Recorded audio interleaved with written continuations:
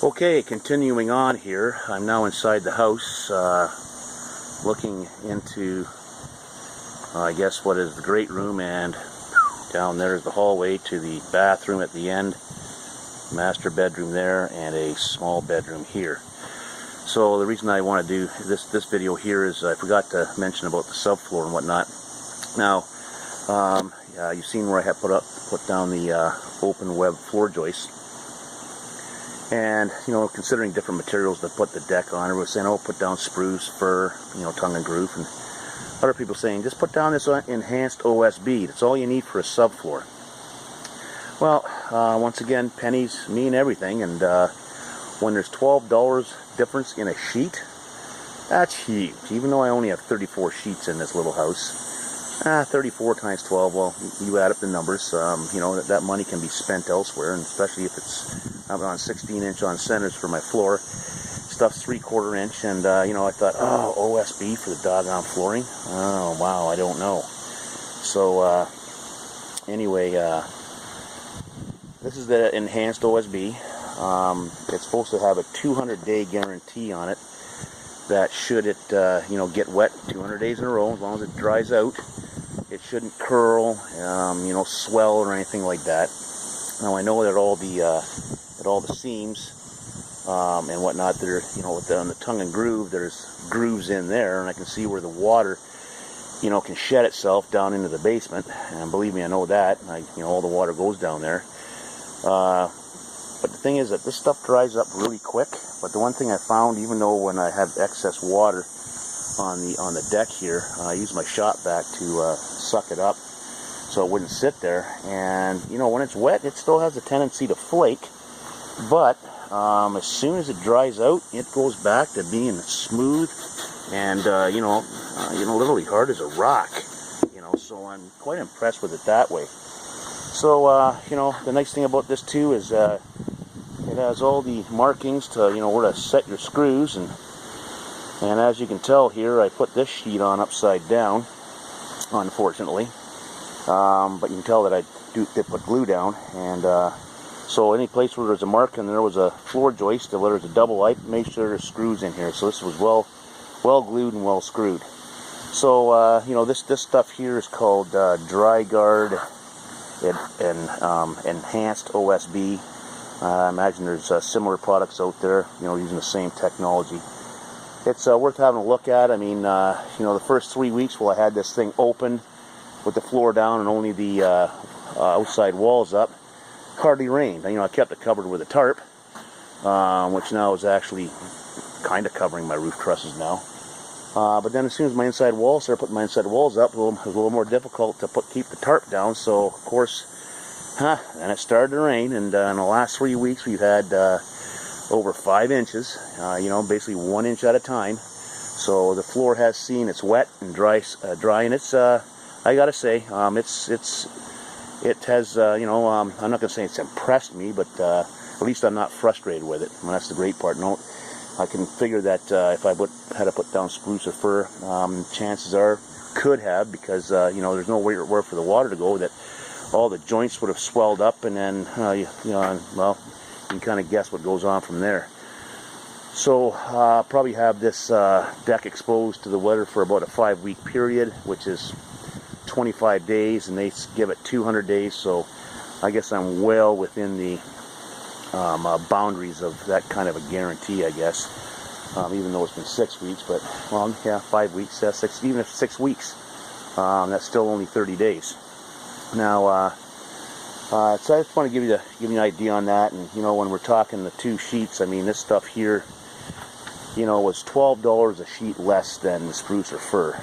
This stuff was $37, in my area anyway, $37 a sheet, and the other stuff was $49, no matter where I looked. So that's quite, you know, $12 a sheet. That's quite a difference, and pennies are pennies.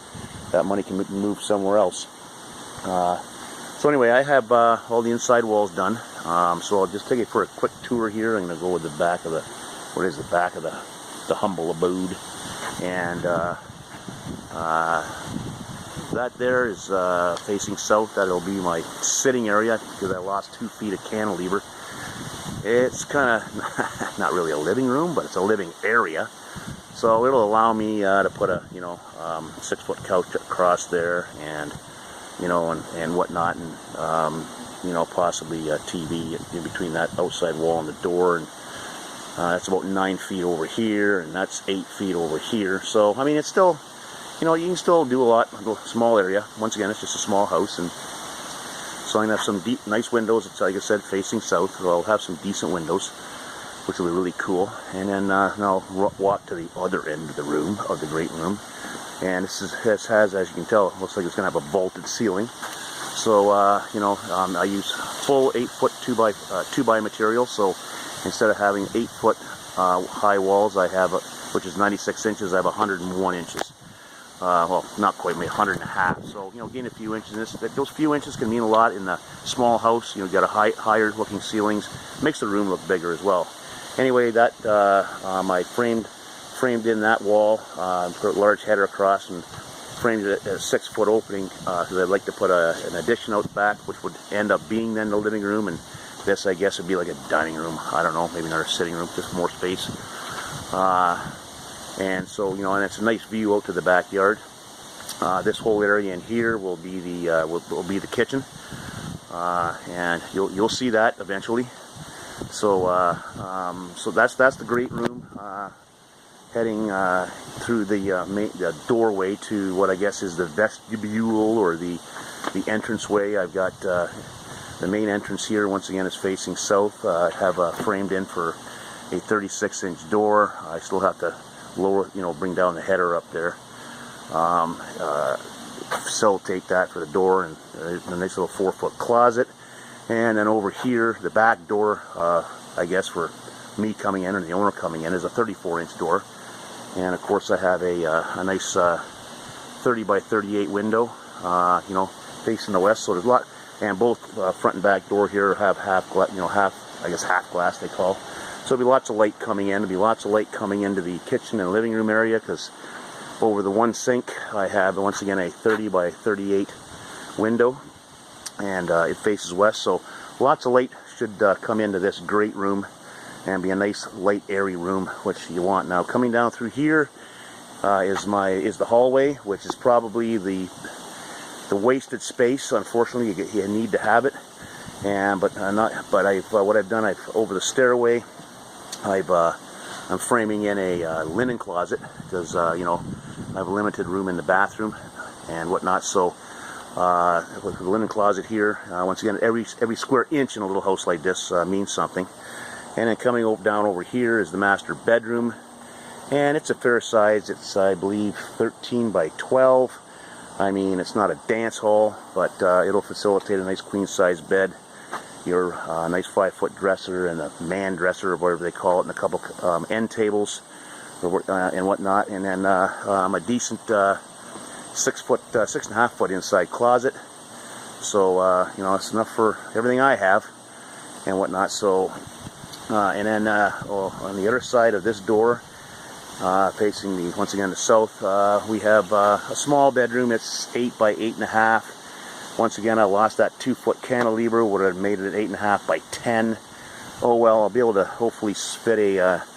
I'm looking at building a double Murphy bed with 2 singles on it, like a bunk bed style. So, you have company over or whatever, you can still, bring it down and have the, sleeping quarters, if you want to call it, and push it up against the wall. They're only a foot thick, and then you can kind of make this still a bit of an office space and whatnot. So, I guess you can almost class this as a tiny home. So, kind of building it on that premise.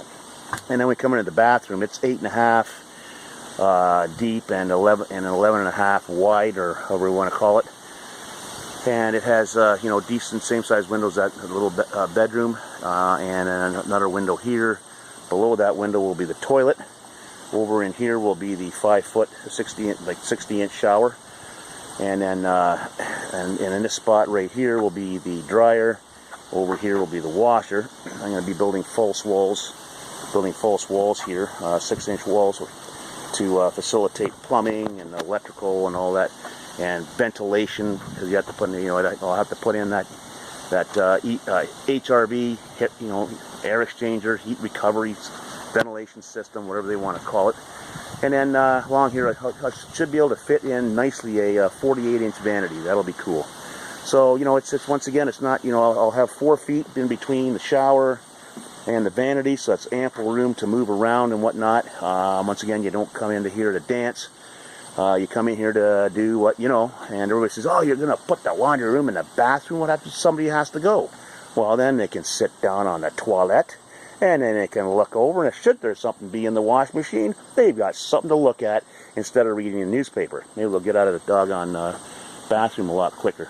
Anyway, turning around here, we come over here, come down the hall. Of course, I'm going to have a peninsula kitchen, so the peninsula will come out here, and then the galley will go along there, so it'll be a decent-sized kitchen, and so it'll basically be walking through here, and the architect or the you know, engineer or whatever had this whole section here as the master bedroom closet. Now, and I don't need that, so I need room for food, need room for storage. So I built in a nice. It's got a 24-inch door on it, so it's basically a 30-inch pantry on the inside here. So that's going to be really cool, having a pantry really close to the kitchen. So, you know, I forgot to show, I'm going to show you anyway, so I'm going to walk over here, and I put a nice large window, which is why she's got such a big window in the bedroom, because you want to know why? When I get up in the morning, I want to stand up and I want to look out to that, my nice backyard and whatnot, and that's the reason for it. I mean, why not? I mean, you know, why put a doinky window in there? So, just there's a quick tour. Like I say, these will be just your regular ceilings and whatnot. So my next video, I'm going to talk about the why I did the wall system that I did, and then hopefully the video after that will be showing the roof structure going on. So other than that, everyone have a great day again. And, of course, keep that proverbial cool tool. Bye for now.